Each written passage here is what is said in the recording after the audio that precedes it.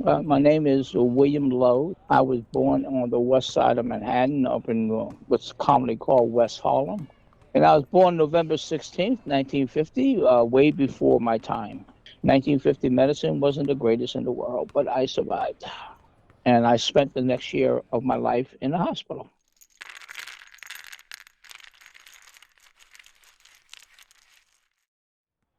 Well, navigating going to school was kind of like difficult. And of course, being the only Chinese student in the school, it was a little bit trying. You know, you had your ethnic slurs and what have you.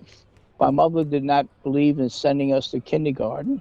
To her, that was a waste of time for us to go to school to play. So we started the first grade.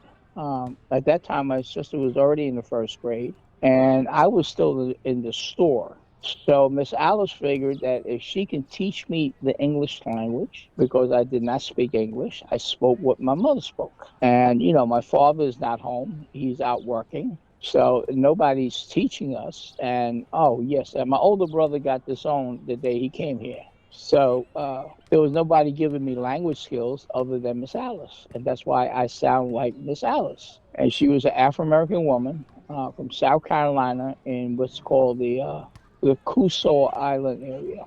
When my brother came into our life is when we had our first TV, and I still remember it was a Sylvania kind of black and white TV. And then he would like to watch wrestling, which I hated.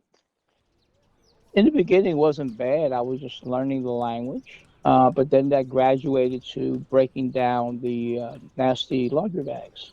And I can't tell you that when people pay you to do something, they really kind of push the button. I mean, they bring you soiled clothing. Sometimes it's soiled in a bad way.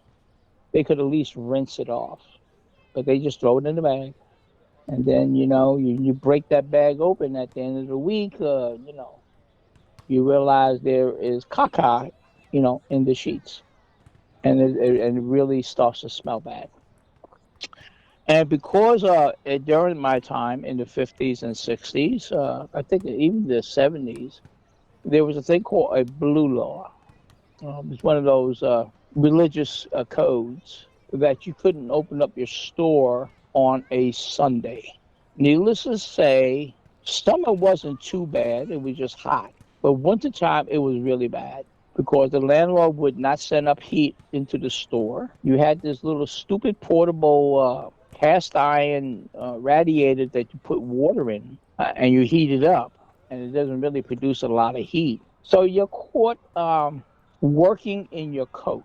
And I can't tell you how much that when smell odor seeps into your coat, that you smell like the dirty laundry when you go to school the next day. So that was a bit trying. Um, I learned to mimic people, you know what I'm saying? Well, it's where I learned how to curse. I thought when you get mad, you just say you fucking chatting me. And that was my first curse word in the first grade. And the teacher was like, grabbed me by my arm and said, do you know what you saying? I said, yeah, I said that when I get mad. And that's how I learned to curse from customers. When they get angry, they want a little bit extra. They always come back and says, oh, you didn't get the spot out, kind of shit like that. And they start to harangue you, give you a hard time. And they would always kind of like start with my mom because she couldn't respond. But when Miss Alice stepped up, they just back off. And I learned how to fight back from Miss Alice. Miss Alice didn't take a lot of crap because she understand how people push, you know. And I learned a lot of good lessons from her. But the gangsters were my better tippers, and they taught me a lot. They taught me how to survive. And I have to tell you, the most powerful man in the ghetto is the numbers bank man, the guy who run the numbers. He always has money, always. People don't tip you for no reason. And the numbers man always liked the fact that I would deliver his package on time. And Miss Alice knew I was getting tipped, but my mother didn't catch on till way later.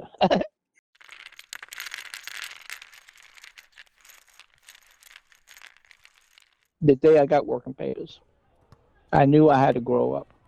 In other words, playtime was over for me because I really didn't have playtime. I worked, I worked, I worked, I worked. I mean, the childhood was gone. Actually, the biggest fight was I wanted a pair of Converses. And that's what really motivated me. I played a lot of basketball, and as short as I was, and my father would buy me those Skippies, and I hate those Skippies. And I remember I would like wear them down purposely so I can buy another one or get him to try to buy another one. I think Converses at that time it was kind of expensive. I think the Converses were running about $5, and my dad didn't get me a pair of Converses like I asked him. I told him that was better for me athletic wise. He went and bought me a pair of fucking lead bottom sneakers. And these sneakers were for people who were tippy toe. And I can't tell you how angry I was. It never wore out. And that kind of really motivated me. I said, I got to get working papers.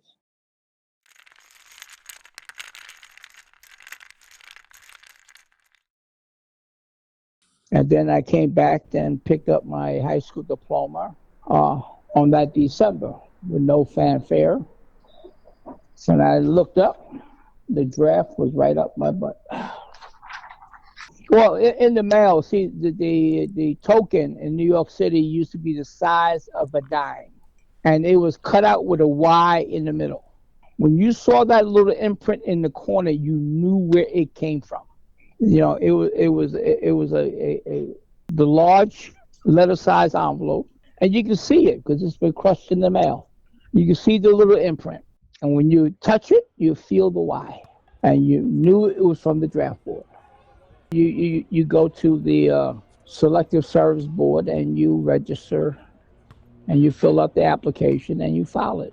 Failure to do so is a felony. So if you didn't want to go to jail, you fill out the application and you file it because it was a federal offense. So in other words, it wasn't your local cop looking for you, it would be the FBI. They actually expended the fucking resources of the FBI to come look for you. So I knew I was in a world of hurt. I knew I had problems. And I was pretty scared because friends of mine who got caught in '68, they end up going to the Marine Corps because they couldn't recruit people for the Marine Corps fast enough because they were dying. They were getting killed. When I reported in February with my suitcase, I don't know why I even took a suitcase because it was a waste of time. But I took a suitcase because my mother told me to. The same suitcase I would have used going to SUNY Albany. And then off I was packed on an airplane. And of course, they took us to JFK by bus. I think there might have been 100 of us. And they loaded us on a Delta airline plane. And they gave you the shitty lunch, which was a box lunch. And I said to myself, we're flying Delta Airlines. Why the fuck are we having a box lunch? Why aren't we served like everybody else? And I guess not. They gave us a box that contained the usual standard. It was a crappy sandwich with American cheese as usual on stupid white bread that create all kind of yeast and fungus in your nose. There was a container of orange juice that I could not drink because I'm allergic to oranges. So I was trying to find people to trade that off with, see if they had cranberry juice or something else. Of course, I can't drink milk. Kind of gave that away. Of course, they also gave you an orange, which is, I don't know, why would you give me orange juice and an orange? And I was trying to find people if anybody had an apple. And the next thing I knew, somebody looking like a little Gestapo was banging on a garbage can with a nightstick. Get up, get up, get up. Still remember that. And if you didn't get up fast enough, he turned the bunk over. And that was our rude awakening, but we were not going to be living a normal life. My life would not be the same again.